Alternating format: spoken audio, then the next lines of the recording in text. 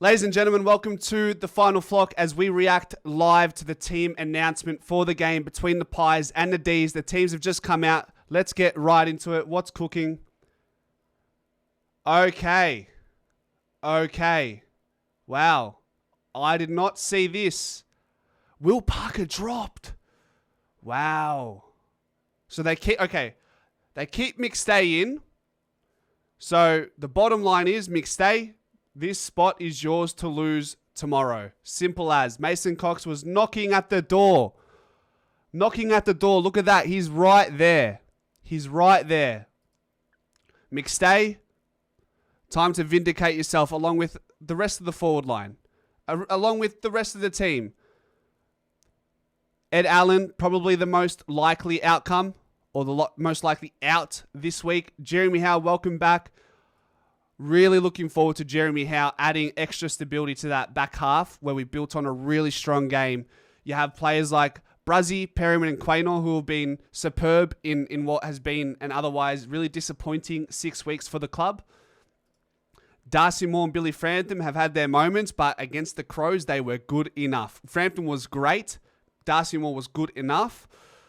Mate, let's get out there for Hoskin Elliott. Let's get out. I didn't even know it was Tim Membry's 200th game.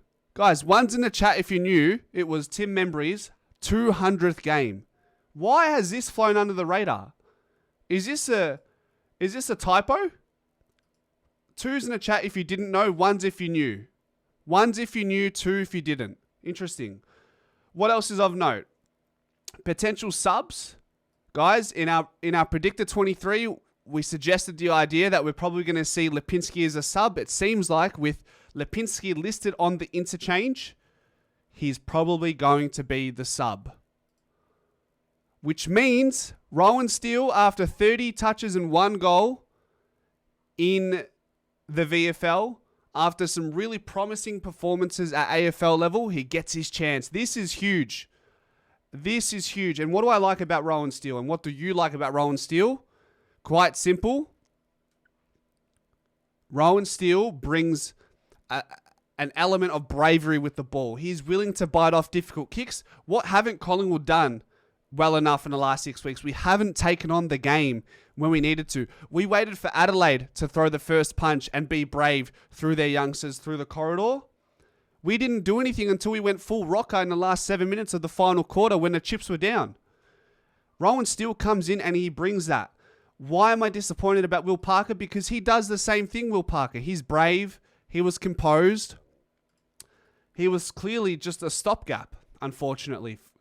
Which means we probably don't see him again this year, which is disappointing because I really, really liked Will Parker's game. Question is, who else would have you brought out? I don't know if Lipinski was a conversation. I certainly thought maybe... That doesn't make sense, does it? I thought maybe Ned Long was in some strife just because of his poor use by foot, but they're going to trust that Ned Long's two-way running and his pressure on the outside and his contest in the inside is going to thrive in this game. You keep persevering with him, and hopefully that means you will reap the benefits of persisting with this seed that has been growing. It's thrived under the sun at times, and it's really seen some clouds hover over him at times. So there's that with Ned Long. That comes with being young. That comes with playing your first full season at AFL level. That comes with the ups and downs. That comes with being the best team and then all of a sudden potentially falling out of top 4. This is what we're looking at right now. Jordan De Goey listed in the forward line. We're probably going to... I can only imagine we're going to see 20% midfield, 80% forward. What's the ideal mix going into the finals? I'd like to see 35 midfield, 65 forward. I think Jack Crisp was crucial in that game with that clutch goal. He stuck 13 tackles against the Crows. The most by any player in the field by 5 tackles. The next one was 8. If he can keep bringing that heat, Jack Crisp just always knows how to respond, and that's why he never gets dropped, because when he has this lull in his performance, there is a point where he hits the bottom of the trampoline, the springs are at full extension, and then he just propels back into the air. That's what he does.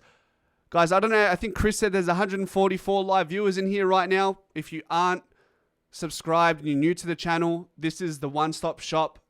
Live streams, 6 p.m. every night. Subscribe, leave a like. That's what we're here for. It's a great community. You can voice your opinion, whether it's wrong, bad, good, ugly. We're all here to hear it, and we will not judge you accordingly. Darcy Moore, keep building, brother. Keep building. What else are we seeing here? What else are we seeing?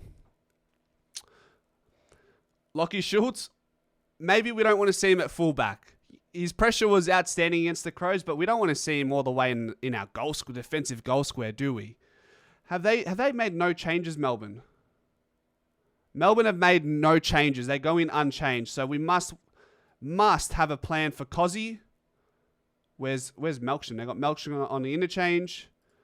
This team is still a contested bull side. So we have to bring the contest. We have to bring the clearance domination that we had against the Crows. Petrarca's going to want to do something. Stephen May has something against the Pies.